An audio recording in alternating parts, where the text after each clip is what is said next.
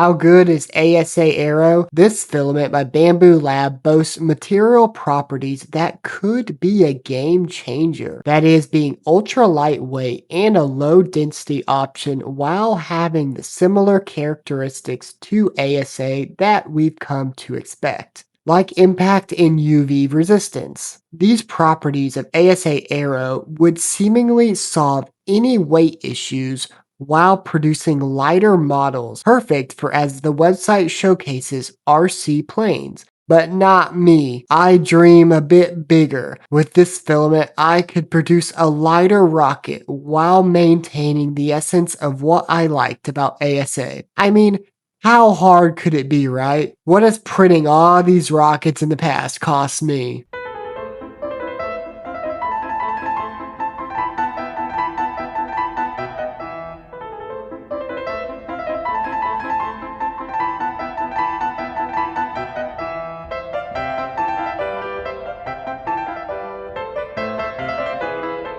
What did it cost? Everything. My first attempt at printing ASA Aero, I went with the standard Bamboo Lab filament settings just to see what would happen and get a good baseline. However, I suffered from the foam overexpanding and had blobs everywhere. My printer looked like a snow globe. My second attempt, I dropped the nozzle temperature to 270, but didn't really understand that dropping the temperature alone won't reduce oozing. The most important setting when printing ASA Aero is the flow rate. ASA Aero should be printed with a max flow rate because this material will expand. The ideal temperature I found was 240 degrees Celsius with a flow ratio of 70, and Bamboo provides a table for good starting references. And what about the blobs? I know, you're asking about the extra deposits on the print. Aren't your prints supposed to be getting better by now? Well, my dear viewers, I find your lack of faith disturbing.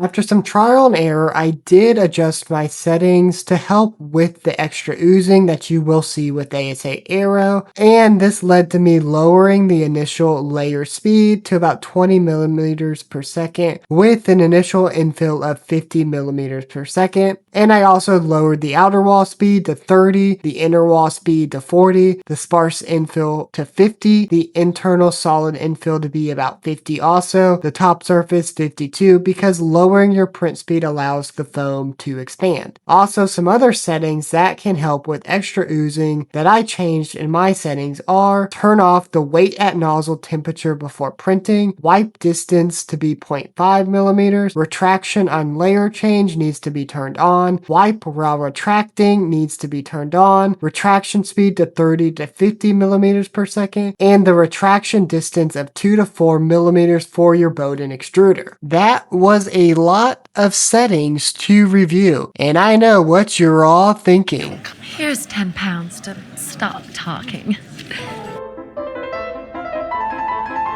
You're here for the rocket build, or you just left your YouTube player open. This is a channel you want to subscribe to. The rocket was going well after fine-tuning all the settings and figuring out how to print the ASA Aero correctly, and the parts were feeling really light. I did change out the nose cone design and added to the overall length to produce the tallest rocket I'd ever 3D printed. Not only with it being the largest rocket ever, but also the engine is designed for the E12-4 ETSI model rocket engine, which provides an upward thrust of 12 newtons. Was it a good idea? Is this safe? Who knows? Are we sure this is okay for the kids to watch? Who gives a shit?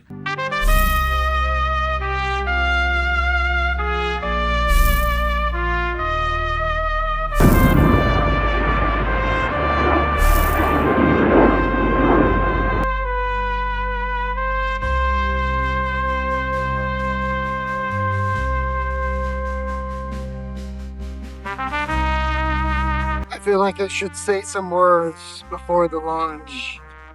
Like, why is it always windy? But here she is, ladies and gentlemen, the ASA Aero rocket. It's 10% infill ASA Aero Filament. It feels really light. I don't have anything else to say.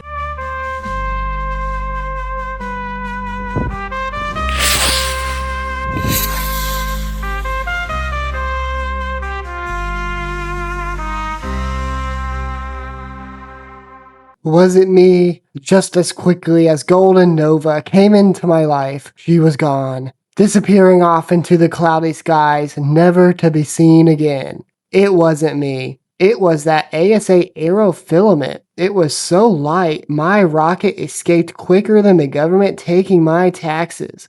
Was I sad? Heck no. I just 3D printed not a rocket, but a missile. Did you just see how high it went? I got a whole spool left just waiting for me to print. What is wrong with you?